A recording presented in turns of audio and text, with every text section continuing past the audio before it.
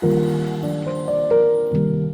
everybody, it's Doug Schauf with the Make Man Your Home team over at RE/MAX Oceanside. In this week's episode, we're going to talk about downsizing. You know, whether you're thinking about retiring or you just need a smaller house, we're going to discuss some pros and cons around downsizing. So let's do this.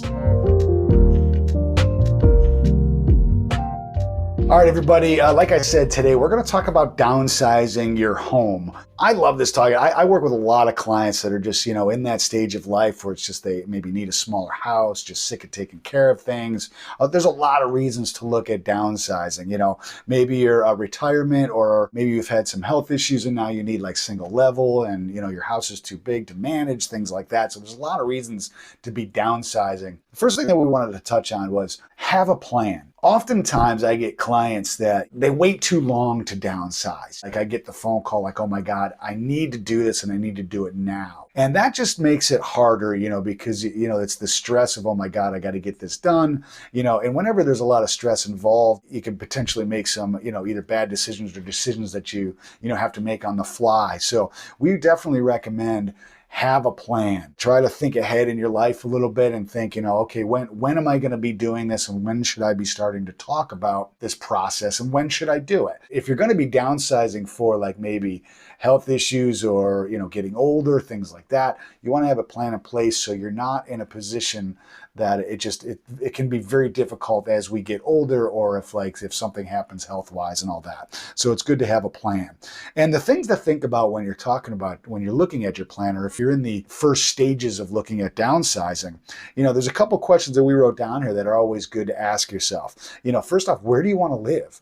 Do you want to stay in the same area? Have you been there a long time and maybe that's just where you want to be? And that's great. Or do you want to move out of state? Maybe your children spread around the country and you want to pick a spot that's a little more centrally located? Or is there a place that you've always wanted to live? And why wouldn't you?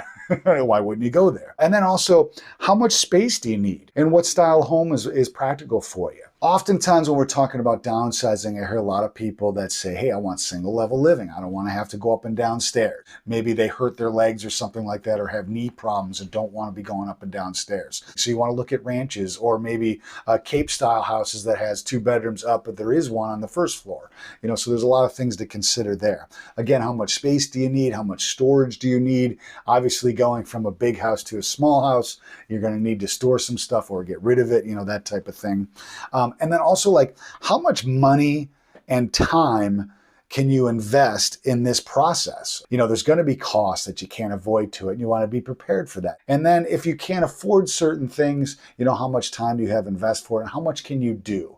And this is another reason why you don't want to wait too long to start this process, because God forbid something does happen, then you just can't do things. Those are some good planning questions to ask yourself as you're getting close to the time of downsizing. Some of the good things about downsizing, the biggest pro that I always see is I get calls like, I don't want to take care of this house anymore.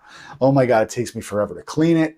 Or maybe they hire a cleaner and it's just outrageous expensive. And then the maintenance. Oh my God, I'm sick of mowing the lawn. I'm sick of raking the leaves. I'm sick of shoveling the driveway, the whole 9 yards. That's usually the biggest thing that people are like, I want to downsize to get away from that. If you still have a mortgage on your house, obviously if you downsize, you can get a cheaper mortgage. So if you're downsizing in a home, typically you're downsizing in value as well. So your property taxes will be lower.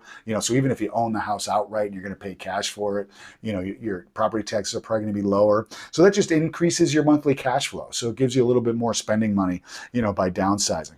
Typically you'll have lower utility bills and things like that because it's a smaller house. So there's a lot of pros there to downsize.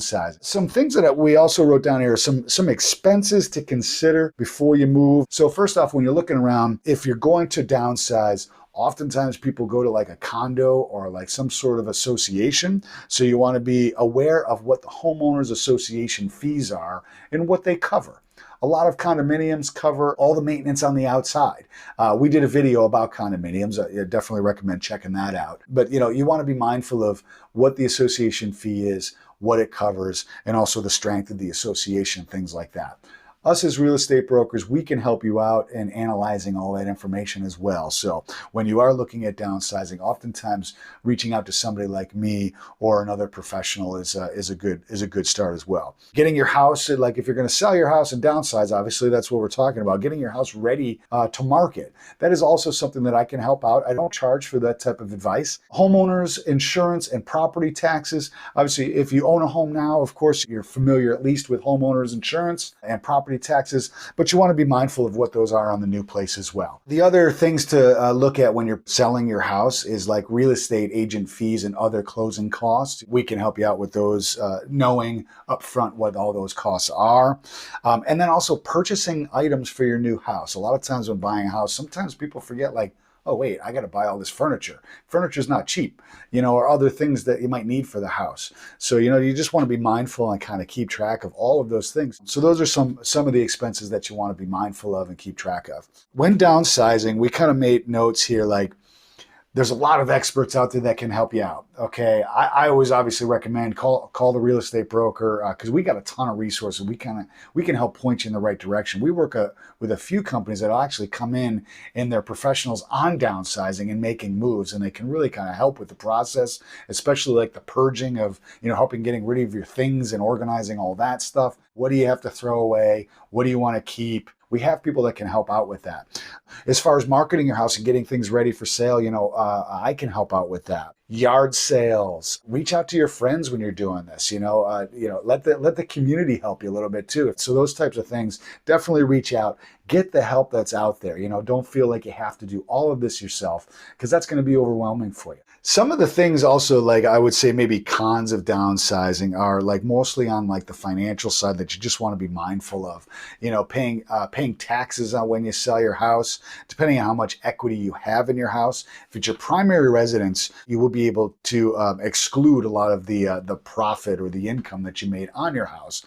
As a single person, I believe it's $250,000 that you can exclude. If you're married, it's $500,000. So depending on how much equity you have, you do want to be mindful of any kind of capital gains or income tax that you may or may not have to pay on the house. Definitely reach out to your accountant and have those conversations about the best move for you and your family. The other thing that we had written down here is your impact potentially on Social Security. If you're collecting Social Security, you're going to want to just, again, talk to somebody. Maybe your accountant is also the person to talk to about that, just to make sure that there's not a huge impact on your Social Security, monthly income and all that stuff.